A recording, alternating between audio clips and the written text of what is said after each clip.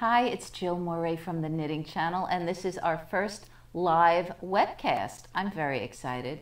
So we'll see what kind of glitches, if any, what happens, but I want to let you know that we're going to be doing these on a regular basis. And I'm very excited that you're with me. And you're going to be able to replay these, I think, right? Yeah, we're going to be able to replay these. So if there's something I did or said that you want to let people know, or you want to see what I did, you'll be able to replay it. So what are we doing here? I am going to be talking to you, with you, I should say. Just get your knitting out. Pull up a chair, grab a glass of wine or a beer or a cocktail, and just enjoy yourself. Imagine you're just sitting and knitting with a friend. So I'll be talking to you about some stuff and showing you some techniques. Today, though, I want to start with talking about mistakes. There are a lot of things out there about mistakes. And I've read a lot of things, and I have my own theory about knitting and mistakes. You know, in life, mistakes teach you things, don't they? You know, you don't like it when it's happening, but there's usually some kind of lesson. Is that the same thing in knitting? I don't know. But people have different theories about mistakes. Some people get really crazy when it comes to making things perfect. Guilty. I have to admit I'm one of those people, and when I have students, I really like them to do everything correctly. Now, some people don't care if they have, you know, a little glitch here and there. I can see it. The only time that I don't care when I'm making something is sometimes I maybe have an extra stitch or I'm missing a stitch. When it comes to seaming, that is so easy to correct. If I'm doing something like a blanket, you know, where you have so many stitches, sometimes it doesn't matter. But if you want something to look really perfect, it's very, very easy to fix your mistakes. You know, in stockinette, I won't go through all the things in my DVD 2, not selling, but I'm just saying in my DVD 2, I talk about how to fix a lot of your mistakes going up the ladder and lifting up a stitch, all of that. And then there are people that just talk about how to fix your mistakes. I don't like focusing on that, but there are certain times when you really have to fix your mistakes. The other thing is, and I'm gonna give you an example of that. The other thing is, I read something, there's some lovely books out there that peripherally are about knitting, but it's really about life and where knitting fits in. You know, you and I really speak the same language when it comes to knitting. My latest blog post, which should go out tomorrow, I'm really talking about what we are as knitters, how we look at things, you know, how we look at fiber, how we look at yarn, at patterns, at color. I think when you're knitting and you become very visual about that, and I like order, and I love how the little V's line up. I love just how colors go together. I find that I have a heightened sense of all that since I started knitting. And I think that's something we all have in common. Something else that I'm just thinking about is there are these, what is it called, wool and sheep shows, like conferences, what would you call it, like get-togethers, that happen usually in the fall. I've been to them on the East Coast. I haven't been to them out here in California, but there was one in Rhinebeck, New York, that I will never forget that day. It's a festival, Sheep and Wool Festival. And I went with my friend Maria, who's also a crazy knitter, and she's one of these people. She'll just buy yarn and pick up her needles and just start going, and whatever happens is always perfect. She's also a painter.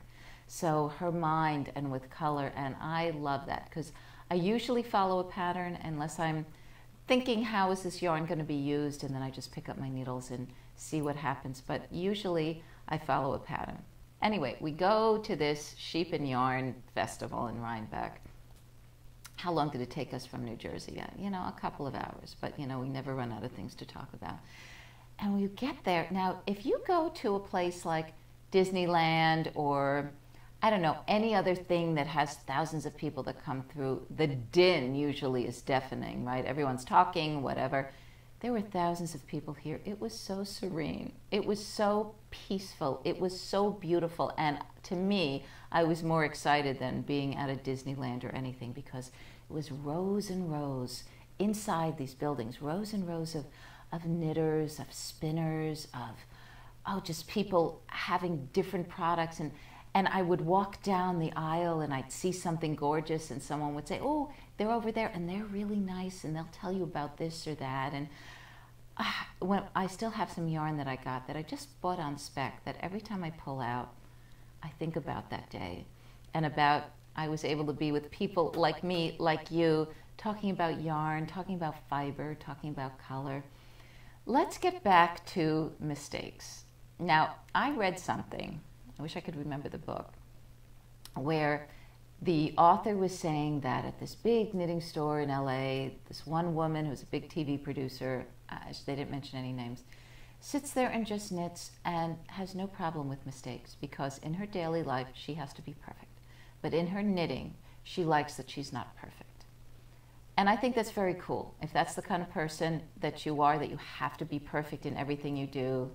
I mean, God knows we try. We women try to be perfect at everything. I even like folding the laundry, although, you know, I have a 2-year-old and these days, nothing's going to be perfect except my love for him and my gratitude for what I have in this world. But certain things, you know, with knitting, I personally like things to look nice. Now, I'm going to show you some examples of where you really have to fix your mistakes. One is, I am working on this child's sweater.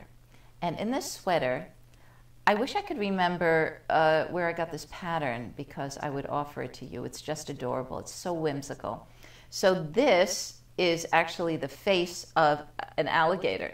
And the sleeve becomes the rest of the alligator, and then there's gold rickrack that goes down here. Now, maybe one of these can be off. That's okay. But really, this has to look right. And what happens is at the end we embroider. We put a button eye and embroider a mouth and teeth. I'll show you when it's done. It's so cute. And these little circles, which we're going to talk about next time because I did them half knitted in and half in a duplicate stitch where you actually embroider on top. But something like this, you know, if you want the symmetry and you want them to look like this, it has to be perfect. Although in something like this, you still have room for some mistakes because, again, the edges of the alligator, who knows what an alligator looks like? I mean, some artist decided to draw that. If you want your little circle balloons to be, I don't know, a little misshapen because balloons aren't perfect, this is where, if you want it all to look perfect, it can, but if you want to fudge it a little, you don't have to worry. But when it comes to something like this, this is a dress. This will be a dress. And I want you to see something here. I don't know how close we can get. But do you see that this has points and it has lace going up the sides here? And this is a little complicated, but this bottom of the dress, and then the dress comes up like a jumper and then it ends in stockinette. And it's one of my absolute favorite things to make. I've made this for so many children, and I'm making this for a cousin who just had a little girl in this beautiful classic elite cotton, which is sensational. So let's go back to the bottom here. So you see there are points, and you'll see it more when you block it, and you see the lace. And do you see how these stitches line up? It's the decreases that go on top of each other. This is a little more advanced knitting. And then it starts with these points and then it goes up. I find this fascinating to make because I love seeing all of this happen. And just imagine that you are working on this and then you see these points and this lace and then it comes smaller and smaller and then goes up to some straps. It's so beautiful. But this amount, I always take this, I used to take this, I used to go to Europe a lot, and I would always bring this dress because to do the amount that I'm showing you here, this would take me about 6 hours to do. Now, if this is not perfect, if your stitches don't line up, you're not going to have the points like that, you're not going to have the pretty lace going along, let's look at this again, going along in the middle at the bottom. You're not going to have this line up. And then everything's going to be askew. And that just won't look good. Now, when you are casting on so many stitches in the round, you always have to make sure that everything is flat. And then when you join it, just make sure, I check this like 5 times, because the last thing you want to do is get to the end and see it twisted around. One's pointing this way, one's pointing that way. And then you have to cast on. I forgot this is like 100 and something stitches. And I don't know about you, but that makes me scream. Makes me a little crazy to take that out. I will say though, knitting has made me a more patient person, because what are you going to do? No one's telling me I have to take it out, but it's not going to look good. And that's not going to be the pattern. And once you're done with this beautiful lace bottom and all these points, then it's just stockinette in the round. Then it's easy, then it goes fast. And then it's the kind of thing you don't even have to look up when you're working on. But this is where you really have to pay attention, and you can't really make a mistake there. Another thing very similarly, this is the cloche hat that we offer, the Caroline cloche hat that you can find on Ravelry. It's just one of my favorite things. Now this is a certain amount of stitches, and you see this is done in a DK weight, so they're really small. It's pretty hard to see because this I'm doing a navy hat. I did it in berry and I did it in camel, and now I'm doing the navy. This too, look at all these stitches.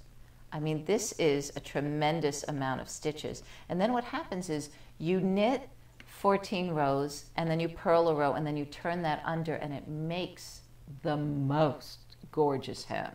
And then the weight to it helps you, because then you do these 3 pleats in the side. I should have had my hat here to show you, but it's not to sell the hat, it's to just tell you how this has to be perfect, because each step leads to the next step. You know, it's like doing math, and if you don't have the first group of numbers wrong, everything is all blown out.